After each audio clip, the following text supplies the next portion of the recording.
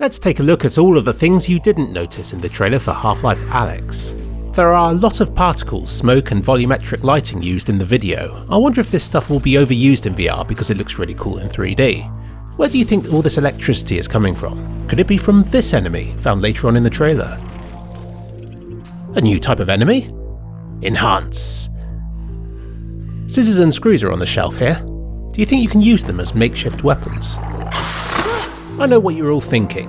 What excellent subsurface scattering. The alien's legs are thin enough for you to be able to see the light through them. Now this isn't new tech. I think I first saw it on the demo Luna, and this was back in 2005. In other words, this tech is old enough to be in Half-Life 2 episodes 1 and 2.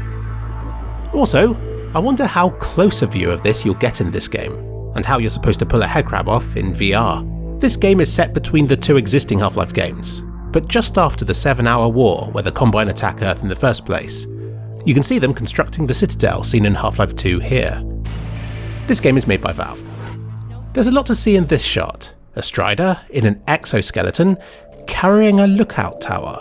I wonder if part of the game will be set up here to give everybody vertigo and motion sickness. Also, it reminds me of this bit near the start of Half-Life 2. And this park reminds me of another bit early on. They've deliberately shown all of the same park rides as they had in Half-Life 2 here. What I think happened here is that they made a demo for Half-Life VR using Half-Life 2 assets, and people spent more time than expected doing random stuff in the park, so they decided to keep it in. I expect this to be one of the first places you see, and you'll be free to play about with all these things. The more I think about it, the more it makes sense for this game to be in VR. Half-Life 2 was all based around its cutting-edge physics. All of the puzzles and environments were made deliberately to showcase physics, and the gravity gun was your way of interacting with it all. VR makes more sense in Half-Life 2 than it does in most games. They said in an interview that people had fun with VR even when the graphics were rubbish, but they went and did it all in Source 2 anyway. That being said, you can still make out the polygons on the wires over here. Most of the bricks surrounding the doorway are flat, and the bottom of this hedge is disappointingly flat as well. And if anyone can explain why the shadows on these wires suddenly cut off halfway up a flat wall, please let me know. Valve please fix. Just as the Citadel was the thing you headed towards in Half-Life 2, I expect this floating ship to be what Half-Life Alyx is based around. And I wonder if you're meant to sabotage the power cables leading to it at some point.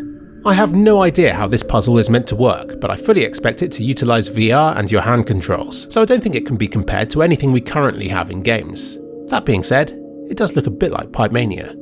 As for what this is, the more I look, the less sure I am. It's on a track, so you'd think it's a train of some sort. But that front bit really doesn't look like it can move along the track, yet fits perfectly with the rest of it. So is it a vault door to the inner part of the city? A train undergoing a transformation? Or a loading bay for a train that's about to arrive? Or something completely different? Place your bets. I'm with you every step of the way. The first friendly person we see. Character models were something very important in Half-Life 2, being ahead of their time by several years. It looks like this game has adopted a more cartoonish look, not too dissimilar to the facelift the models in CSGO have received these past few years. He's wearing some kind of biohazard suit here. I assume that because it looks just like what this poor guy's wearing. I think you're charging up or activating your gravity gloves here. As you can see, these things are made out of makeshift microwaves turned on their sides. I assume that you have no HUD, no crosshair or anything in VR to get in the way of the immersion, so instead your health and ammo are shown on your left hand, on nice little glowing displays. Later we also see a torch attached to the left hand.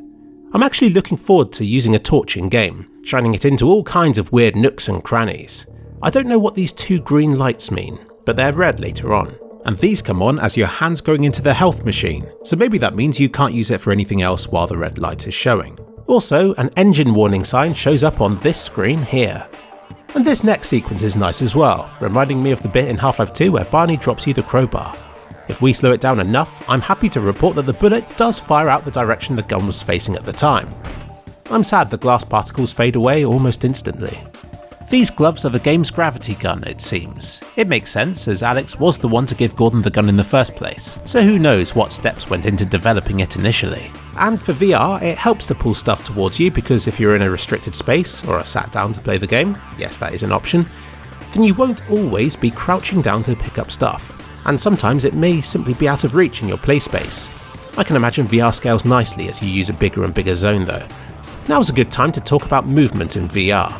You can see Jeff in a room here, teleporting about in Half-Life Alyx, with brief black blinks between the transitions. Though the website says it supports 3 different styles of motion, the other 2 being a smoother transition between the zones.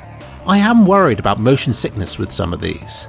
I have never been travel sick, but 5 minutes of running about in VR using WASD made me feel terrible for about half an hour. I've been too scared to return to it since. Back to the game, the ammo glows too. So although you get an ammo counter on your hand, I wonder if that's reserved for later, and for the first part of the game you've just got to count your ammo, literally, by hand. This is a healing station, and it uses the same sounds as Half-Life 1 and Half-Life 2 did. It's interesting that you have to give up one of your hands to use this machine, meaning your movement will be more limited, making this a vulnerable situation to be in. You sure wouldn't want to have to fight enemies in this state. Also, this looks like one of the antlion bugs seen in Half-Life 2 Episode 2. They'd give you health when you killed them, and if you focus on it in this sequence, you can see that it gets liquidated as you're healing. Poor thing. And the health is more sophisticated than just being 3 hit points. Looks like you can get smaller hearts as well to indicate smaller increments. It's nice to see more than one shadow being cast from this case on the ground. But not so good to see sharp looking shadows from what I assume is shrapnel from the explosion, meaning it treats this huge fireball as a single tiny point of light. Very high quality motion blur in this shot, which is generally used to smooth out motion. As the game should be running at more than 60 FPS, I expect the effect will be more subtle in actual gameplay. Also, the zombie's hand passes straight through the wall. And this is when the environment starts to change. You notice all this goo stuff oozing out from the vents. You'll see a lot more of that in the other parts of the trailer. What I think has happened is that, by coming to Earth, the Combine accidentally contaminated the world with this alien stuff. This will be a 3-way battle between you, the Combine, and the alien things. I've seen a few Combine with what looks like a canister on their backs. Maybe this is for flames or for some kind of poison to help clear buildings of this stuff, which seems to get everywhere. I think you'll be spending a lot of this game rummaging through debris for stuff. I have a few questions about ammo in this game. What happens if you pick up a stash of ammo? We see the player pick up 2 at a time here, which magically stack on top of each other to make for easy insertion into a shotgun. Are we going to see 2-handed weapons in this game, or is everything one-handed for convenience? Can you dual wield? Also, unlike the pistol, this gun shows its ammo on the back. What's with everything being sideways in this game? First the microwaves, now the TVs. If you look closely, you'll notice you're stood in an elevator in this scene. It was never made clear how organic these things were, they always seemed part animal and part machine, but these dangly bits indicate they're more animal this time round. A few nice things to point out here. Firstly, I love the hairs on the head crabs. Second, what will it be like to be sucked up by one of these tongue things in VR? And third, there's a head crab in a toilet. You get a mix of blurry and sharp shadows, depending on how far from the surface the item is. This is nice to see, as it shows a more advanced lighting model than the real-time lighting seen in CSGO, for instance. Of course, that's assuming that Source 2's lighting is all in real time. Notice how all these Combine have canisters on their backs. Hello, good old van model. There's no sign of him yet, but Dog is guaranteed to make an appearance, isn't he? And there's got to be another fetch sequence where you pass and catch items thrown by him. Of all the speculation in this video, I am most confident about this. How can anybody working on this game not have gone back to this bit of Half-Life 2 and thought, wait, this is perfect for VR? And if for some reason you haven't done this, Valve, what are you waiting for? Get to work on it, go go go! Dog was one of the best bits of Half-Life 2, so much so that they found ways of cramming him into important bits in both episodes. And he's known Alyx since she was a child. Gordon, this is Dog. My dad built him to protect me when I was a kid. First model was about yay high. I've been adding to him ever since. Of course he's going to be in this game, and when he shows up, I expect him to look less advanced than he did in Half-Life 2. I don't mind if Dog's cuter, as long as he can still murder people. Here you are being briefed on a mission. You can see a map of City 17, the Combine wall, and then what looks like a giant person in a suit. You can see the Australian guy here again. And I'm confident it's him in this room because you can see everything from another angle in this screenshot on the Half-Life website. You can even see the cup she places on the hologram, just here. We'll play this in slow motion so you can see all of the flaws with the physics in this game. I'm hoping you can play with and rummage through the bits of polystyrene found in these supply crates. Reflections! But I doubt it's ray traced. In fact, I don't even think it's using screen space reflections. At worst, it could even be using the same old cube mapped reflections seen in Half-Life 2. But maybe with the sort of parallax trick seen in CSGO's new lunacy level. A lot of the stuff seen here is from the Zen world from Half-Life 1. I think this shows a late stage infestation of one of the houses in City 17. Like how Half-Life 2 had different chapters, I expect this alien contamination to be one, with it ending somewhere super disgusting like we can see here. You will not save him. Another shot of the VR puzzle games, this time really obviously using 3D space. I'm going to assume you use your gravity gloves to steal a grenade from a Combine soldier here. And I'm going to speculate that you can physically rip head crabs off zombies, and that's why there's this new armoured, poisonous looking one, which you won't be able to deal with in the same way. Also, this head crab's really cute. It clearly hasn't seen sunlight in a long time, and I hope I'm not the only one who can't wait to stick my hand into this zombie's chest cavity and to wiggle it about. The future of gaming is here. This is the same gun the Australian guy almost killed you with earlier in the trailer, but it now has some new side attachment. Will this be a jump scare near the end of the contamination episode of the game? Whatever this dude is, he's wearing the same stuff as the enemy in the next clip, who can seem to summon lightning and send it travelling along the ground towards you. I really respect the new antlion models. I thought they were one of the best looking creatures in Half-Life 2, but now they have glowing translucent limbs that can be shot off and stray hairs sticking out everywhere, like everything else in this game it seems. Close your eyes, honey! Also, they recommend you play Half-Life 2 Episode 2 first before playing this one, for reasons that will become apparent later. Close your eyes, honey! It's hard to do this without spoiling anything, but in Episode 2 there's one bit where Eli shouts this. Close your eyes, honey! And in the trailer for Half-Life Alyx there's this. Close your eyes, honey! Which hints that it may conclude whatever started in Episode 2, even though that was set after Half-Life 2. They can't have just thrown that hint into the trailer to troll people, not after keeping their fanbase waiting for 12 years. And then a look at the floating ship, which I'm sure must be this game's equivalent of the Citadel, and where Alyx's mission must eventually lead. And there's G-Man. Here he is in Half-Life 2. Here is how they compare. The new one has nice fuzzy hair. To save you some time, I watched the 22-minute interview. This is how I interpreted what they said, but it might not be how they wanted to convey it. I think the past decade at Valve has been used to develop Source 2 and to figure out how to use VR.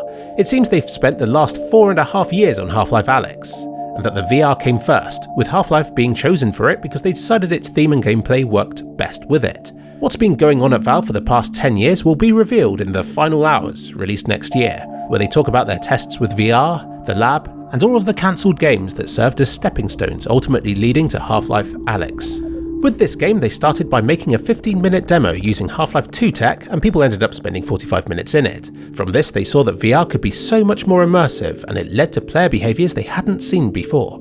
From this small test, they learned what was important in VR and what wasn't, notably being the graphics. And from their testing and experimentation, it naturally grew into a bigger game and is now roughly the same length as Half-Life 2. More than 50 people have been working full-time in secrecy on it. I got the impression that calling it Half-Life 3 was too much pressure, but they hinted that they liked the idea of producing more stuff for the Half-Life series, depending on how this game was received.